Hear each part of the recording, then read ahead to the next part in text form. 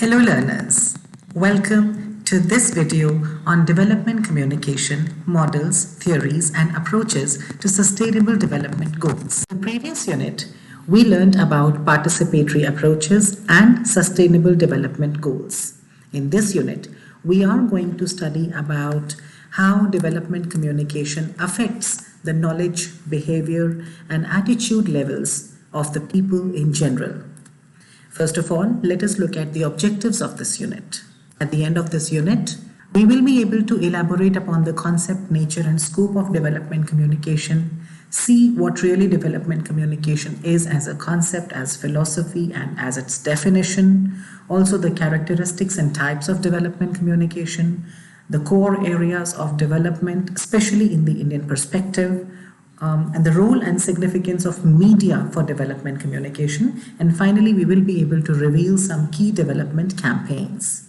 So as an overview, let us understand the term development communication, which begins with the word development, which in itself means positive change or changing for better. When we say development communication, we really mean a system of communication that is used for strengthening of human society in different fields of life, because overall humans are all about development. We have been evolving, we have been civilizing, we have been developing and growing.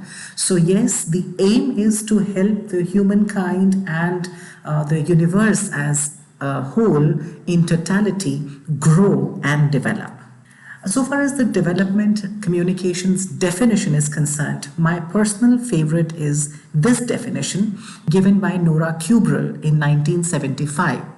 Nora Kubrel is the person who coined the term development communication back in 1975, and she more or less said that it is an art and science of human communication applied to the speedy transformation of a country and the mass of its people from poverty to a dynamic state of economic growth, ultimately to make possible the greater social equality and the larger fulfillment of human potential. Now we want to understand the function of development communication. Before we delve into understanding the function, I would like to bring to you here this one example probably which as a whole can help us understand these functions in their totality. So this example is called the introduction of biogas plant in India. We all must definitely have heard about biogas plant.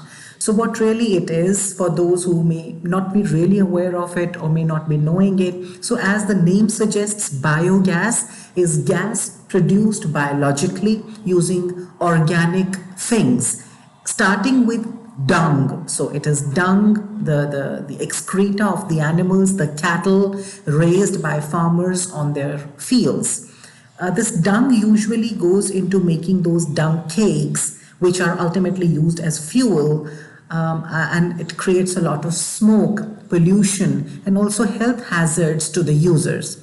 So the idea was to bring in a plant wherein this dung could be put into a system wherein it will not only bring out compost or manure to replace the pesticides or fertilizers which were chemically produced, but also bring out gas, because that fermentation, that process produces gas. So this gas can then be taken through a pipe to a stove wherein it not only replaces the LPG, the usual gas that is used for cooking, but also it is organic. It does not have that kind of impact of environment which depletes it. So it is more environment friendly.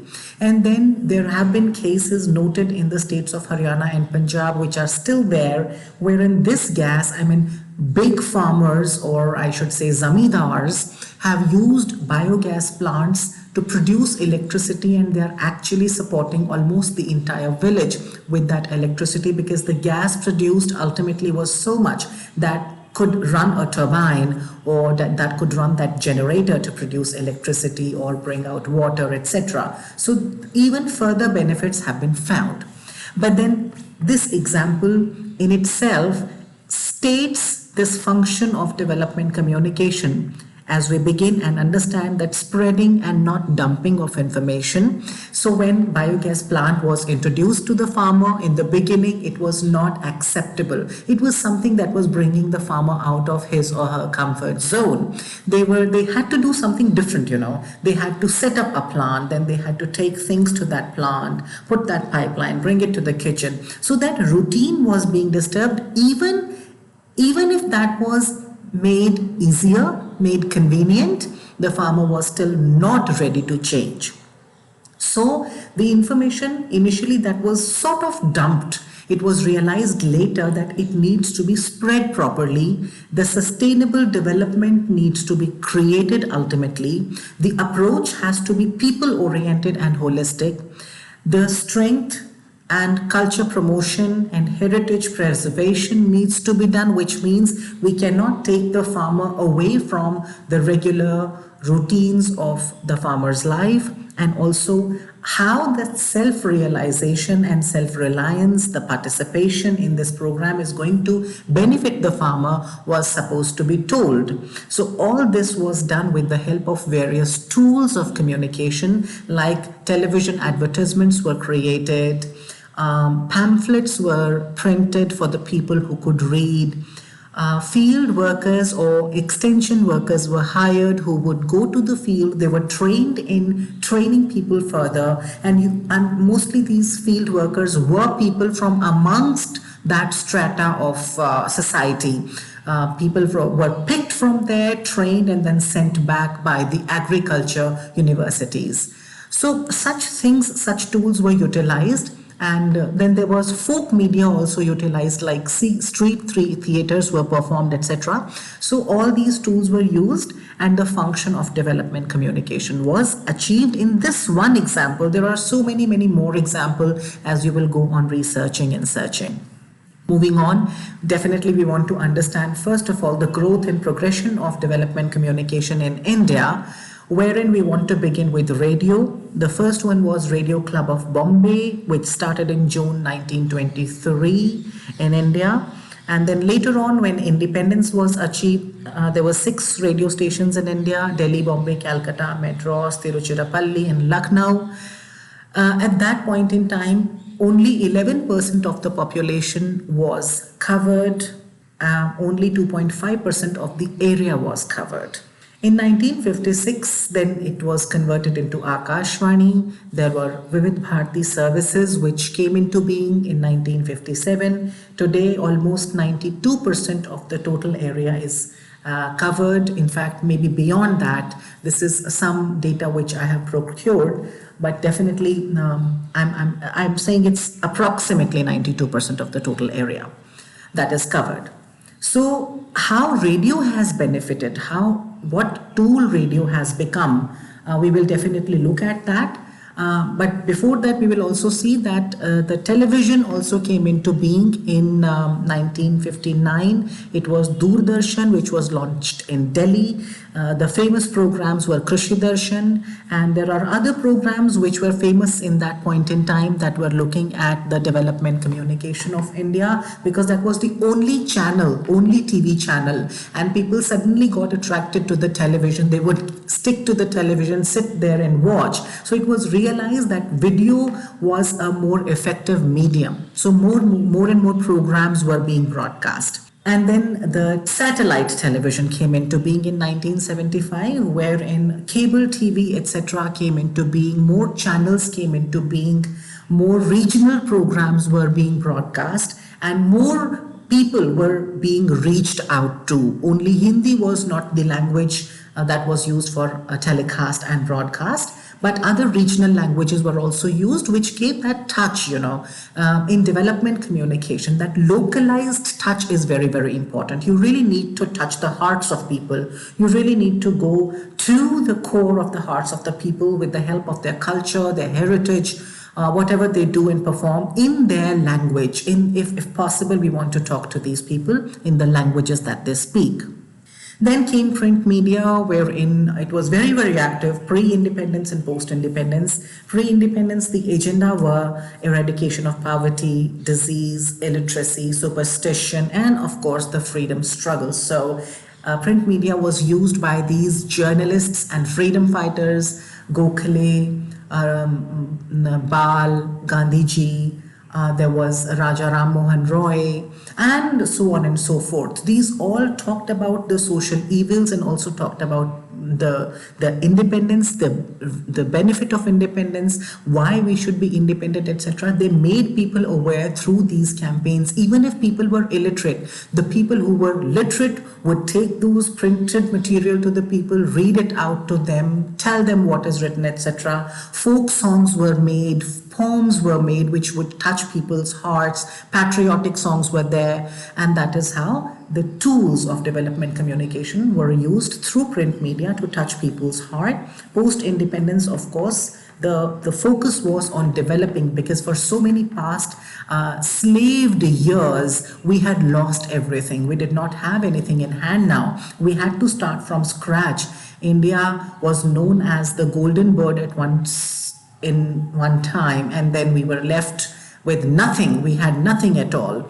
So we had to bring up the people of India, we had to develop them. So 5-year plans, Panchayati Raj, industrialization, Chipko movement, Neel Darpan case, all these things were happening in that point in time, and print media was playing a very, very effective, crucial role. Also because of its nature, print media, the paper is foldable, is portable, it is easily carryable. So it was easier for people to carry it from one place to the other and preach things, whatever was written, to people from one place to the other. Then also there was traditional media. There is traditional media, also known as folk media. There are so many forms which you might have already heard: street play, Lavani, Sang, Ragini, Bhavai, Chopai, puppet show, etc. And there are so many more. These are always used as I've just talked about them. So we always used these skits, the street theater, as humor. The other satire, the other emotions are used to reach out to the people. Plays are created, enacted, situations are enacted in such a manner that people be aware of the situation and also of the remedies, the problem and the remedies at the same time. There have been challenges in development communication. So when we began after independence, suddenly we were clueless. We did not know what to do. So new skills had to be taught to people at low cost, because of which, or for which actually, the agricultural universities were introduced in India. One of them is Punjab Agricultural University, there is Haryana Agricultural Universities, and now there are so many more public universities and private universities that are dedicated to agriculture and ultimately development. Why agriculture, and why I'm specifically talking about the agriculture universities? We all now know that India is an agriculture-based country. India is a country which is very rich in natural resources. So these universities had to tap that potential of the farmer to come out and talk about commercialization and come out of that cocoon of only producing for the family and for the local people.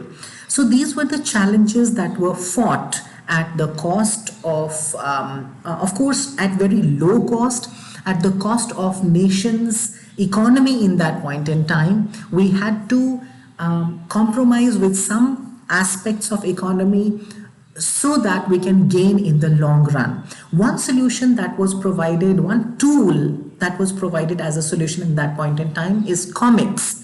So comics were given out to people, children who would read them, and because there were also the caricatures, the visuals, so the message was easily conveyed.